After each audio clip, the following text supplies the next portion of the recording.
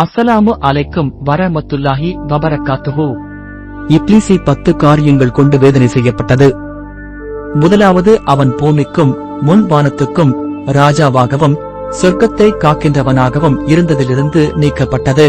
இரண்டாவது, அல்லாஹு தாலாவின் அசல் பாகத்தில் இருந்தும் புறப்பட வைக்கப்பட்டது. மூன்றாவது, அவனுடைய தோற்றம் மாற்றப்பட்டது. அவன் மலக்காக இருந்ததற்கு பின்னால் சைத்தான் ஆகிவிட்டான். நான்காவது, அவனுடைய பெயரும் பேதகமாக்கப்பட்டது.